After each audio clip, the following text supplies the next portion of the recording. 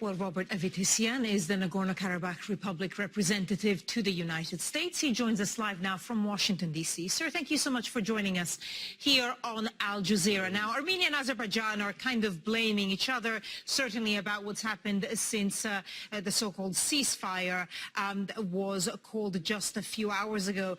Just to get your perspective, what is your interpretation of what's happened, and not just necessarily on the military front, but presumably what led to it? Well, first of all, thank you for having me. And this is a crisis. This is a clear crisis. And it's important to know that the conflict is not between Armenia and Azerbaijan. It is between the Nagorno Karabakh Republic and Azerbaijan. It is very important to know that. And whatever we see now, it's a culmination of a long-term policy aimed by Azerbaijani authorities to derail the negotiation process, which is not leading to the direction it would like it to go, and to gain any short-term or whatever it is political gains by taking these unwise and tragic decisions.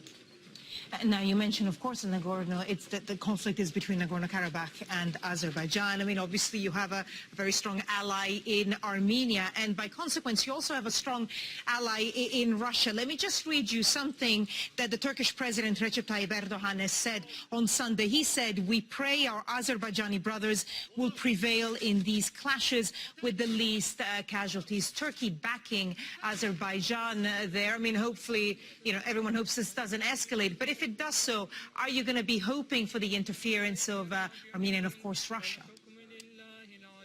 Well, first of all, we do hope that the conflict will not spill over the boundaries, and it is very important to take the consistent steps to cool down the situation and to cease the fire and to stop and resume the negotiations, but in the new and more effective format, which would imply resumption of full-scale and full-fledged participation of the Nagorno Karabakh Republic.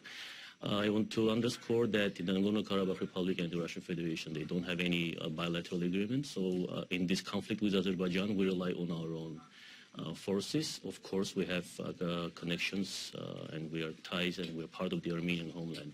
We have on various occasions, we have seen statements by the Armenian authorities that they are guarantors of the physical security of the Nagorno-Karabakh population.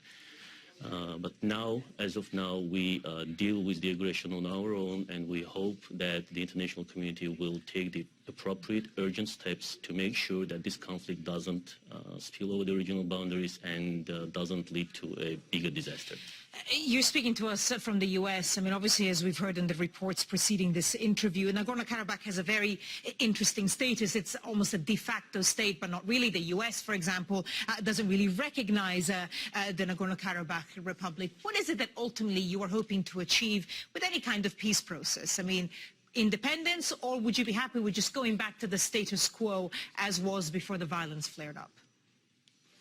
Well, the independence, we have already achieved our independence, and we've been living that independent life. Well, but sir, in fairness, you're not recognized by many states around the world. I agree, but we are recognized by the people of the Nagorno-Karabakh Republic, which is the most important thing for us. We are fighting for our independence, not for the rest of the world, but for our own destiny. That's our choice, and we are ready to take that path. Robert Avetisyan, Nagorno Karabakh Republic Representative to the U.S. Sir, thank you for having joined us. Thank you.